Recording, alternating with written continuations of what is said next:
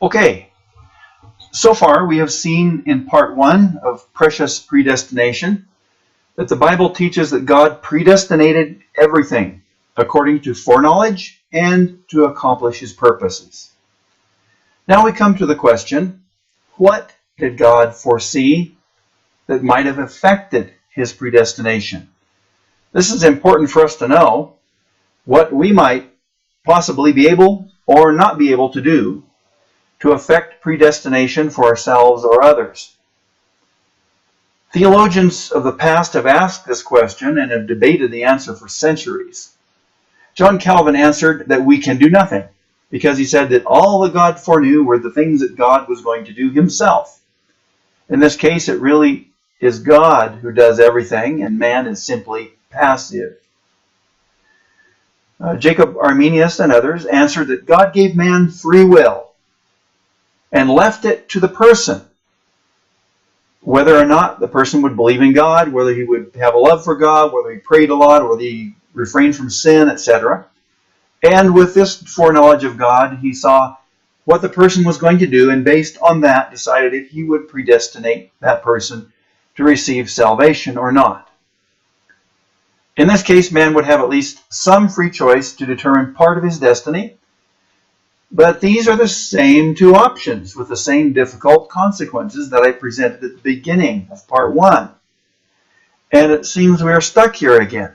But let's get unstuck by turning to the Bible and listening carefully to what it says. In Philippians 2:13 it says, "For it is God who works in you both to will and to do of for His good pleasure." Well, that's amazing. God does a work in us that causes us to want to do what He wants, and then causes us to do it. I suppose that includes giving us strength. And if you look at down here in Romans 9:16, it says the same thing in a different way.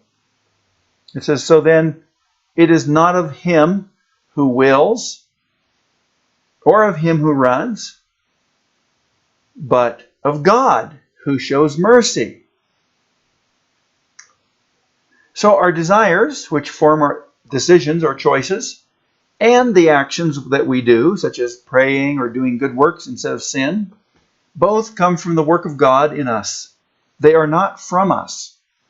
Therefore, these are two things that God does not need His foreknowledge to see.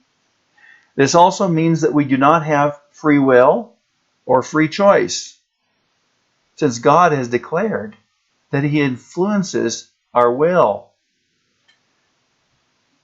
Well, let's look at another verse here. If there's any doubt that the Bible really teaches that God really does interfere, as we say, interfere with the will of man.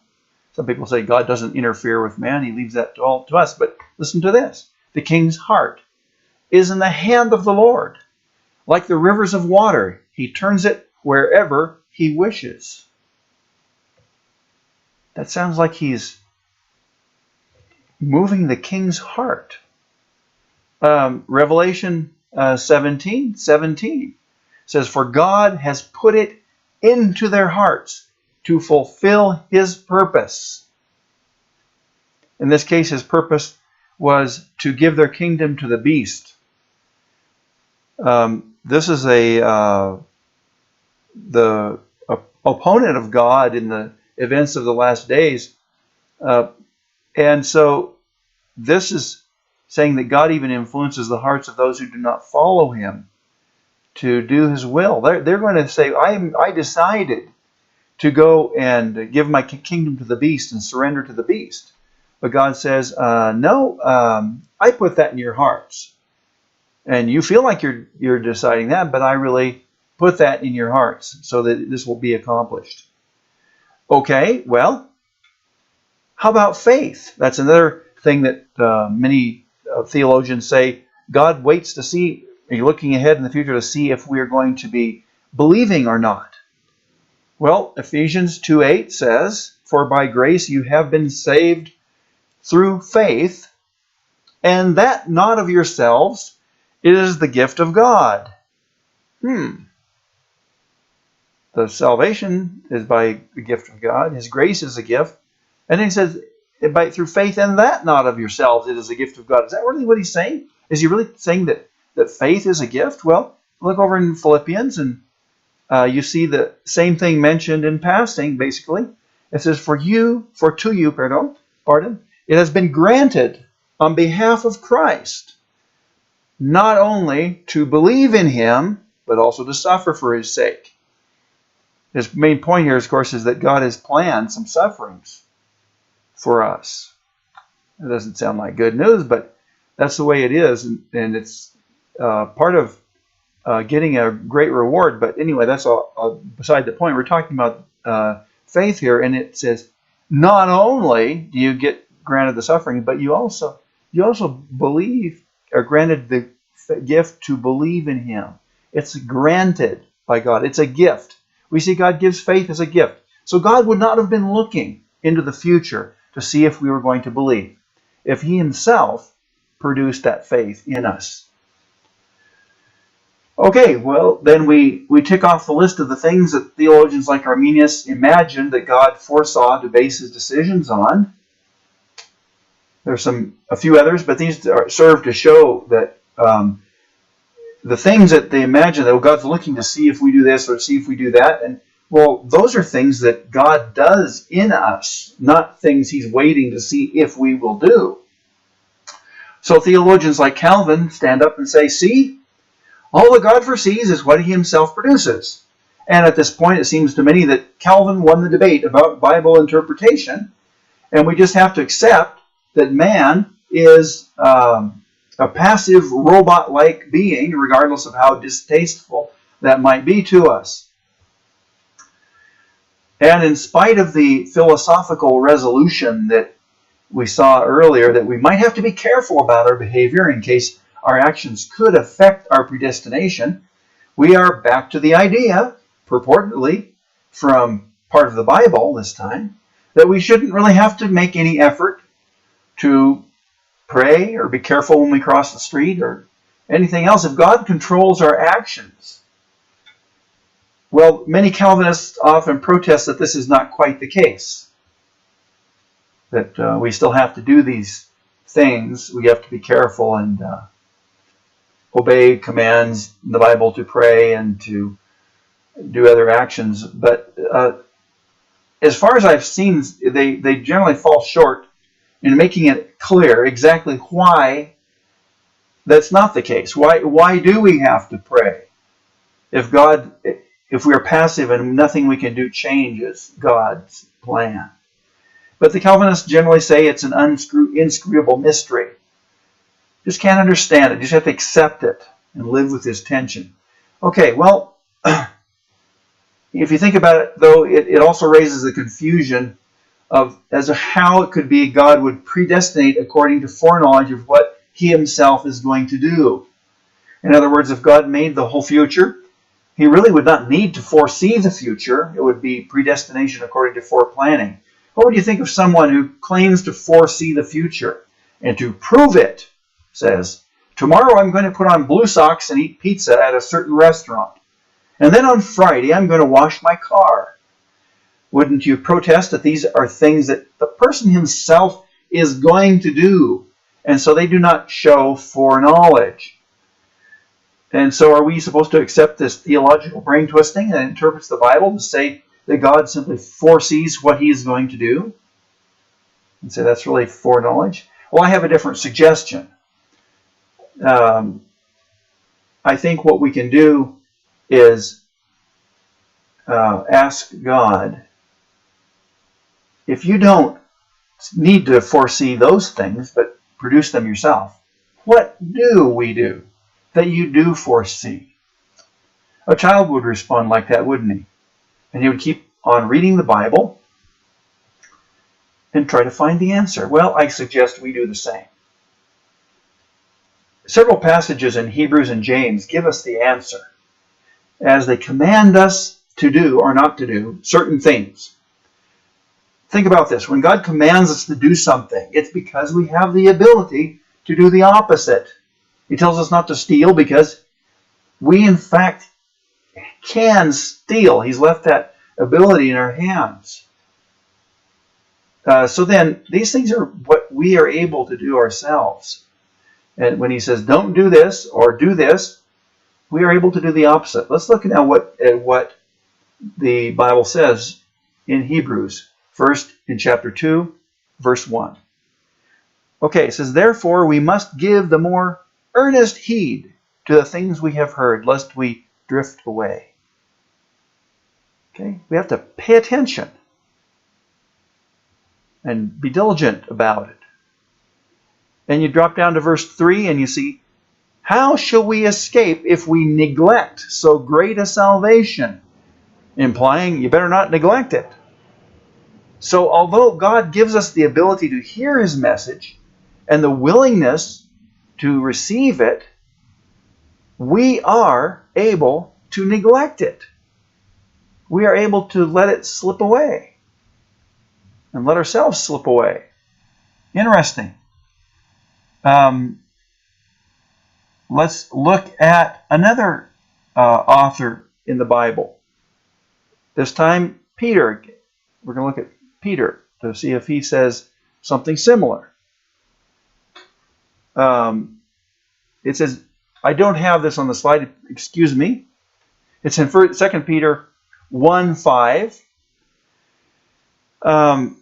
And he's in 1 Peter 1:5, he says, but also in this very thing, bringing in all diligence.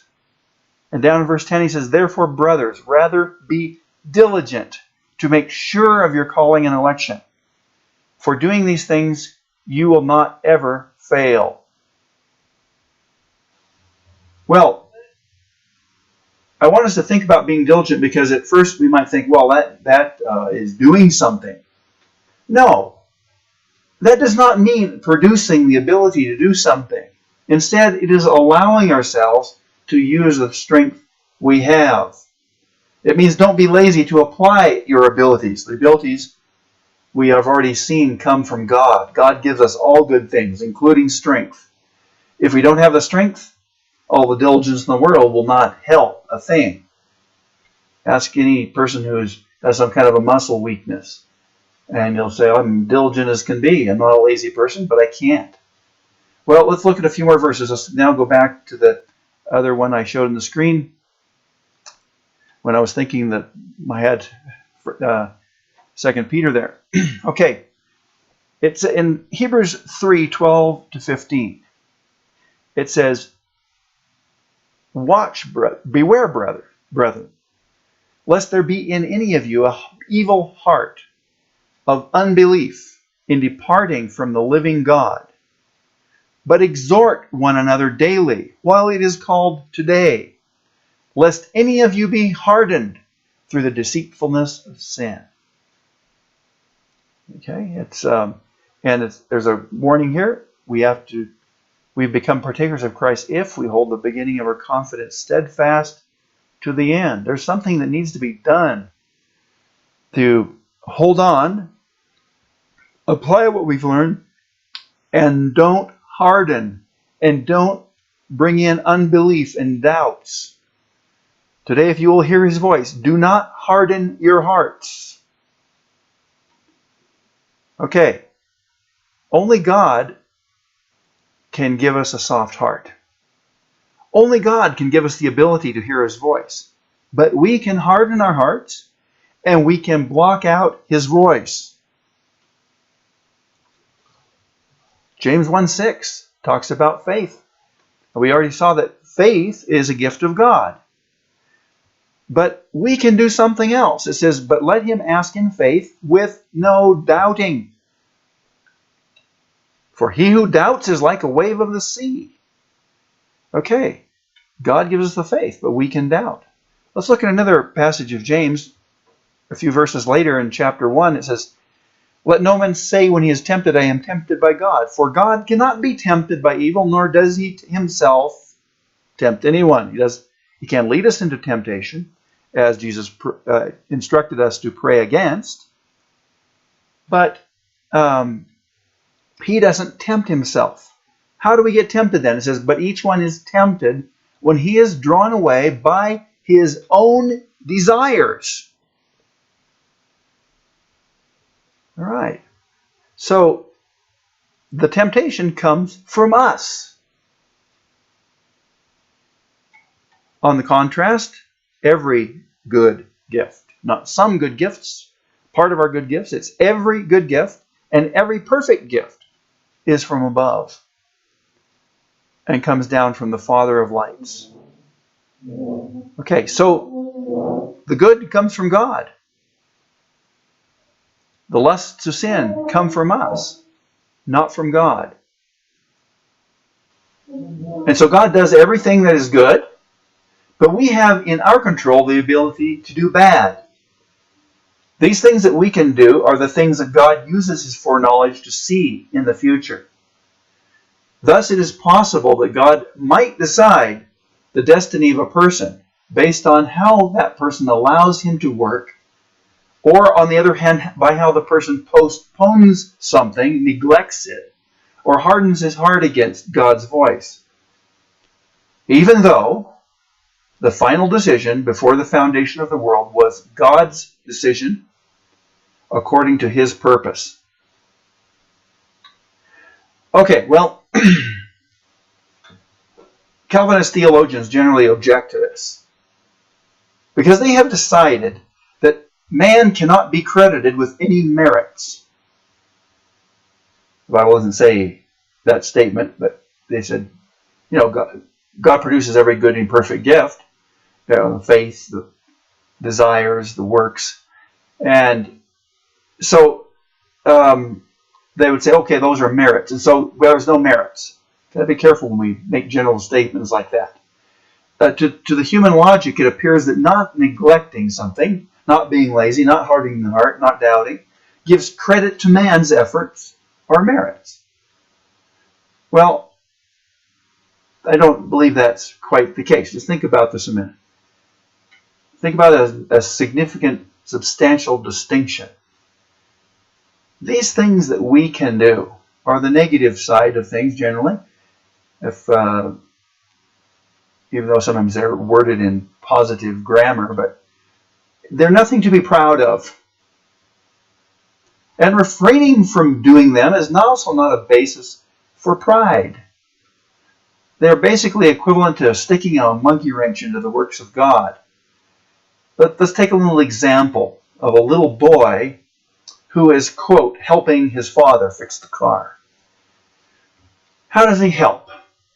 Maybe some little boys are pretty able, but in our example, we're going to say he's not able to help his father. But he is able to cause trouble. If he keeps getting in the way, he's going to cause trouble. He's able to cause trouble, but he's not able to fix the car or do anything positive towards it. And we are basically that little boy. Our part consists of not getting in God's way when he does his works. And if a little boy boasts, he helped his father fix the car, we smile to ourselves because we give all the credit for the car fixing to the dad. And if some misguided person says that he contributed to God saving him by not doubting or not hardening his heart, we can smile in the same way. God gets all of the credit and glory.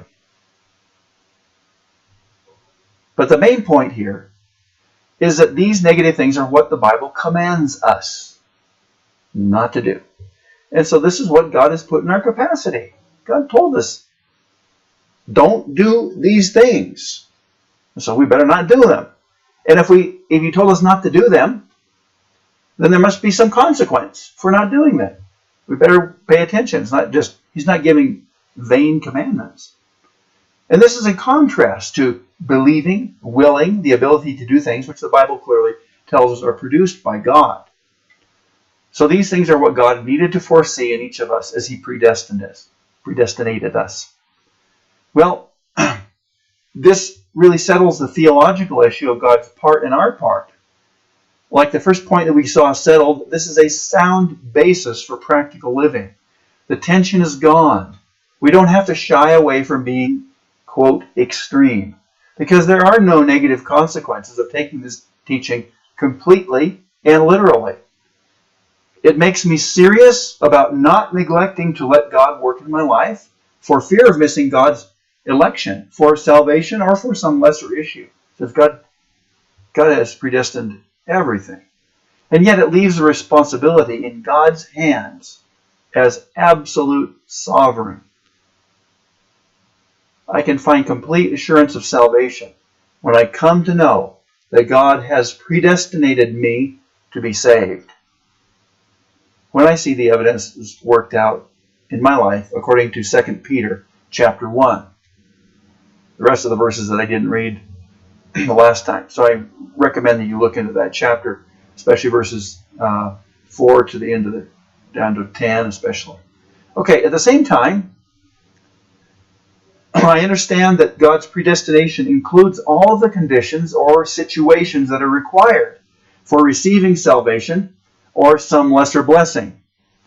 I know that it is necessary to do certain things, and I'm afraid that my laziness might result in painful things to force me to do those necessary things.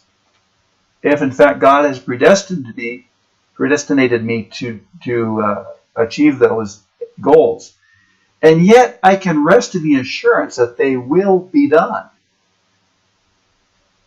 That God's plan will be accomplished without the overwhelming pressure and guilt for my possible failure. Well, it's not a possible failure, it's a real failure, but I hope I don't fail again. Okay, well, there are some further questions, such as, if God is in complete control, how is it that he allows evil? Or why doesn't God stop people from doubting and hardening their hearts? Did God choose some people to be lost? And so there are probably many questions that have come up in your minds related to some of the statements I've made here. And so I've made a third part in this video series to see what the Bible says about those questions and some others. And I hope that you find those answers clear and satisfying.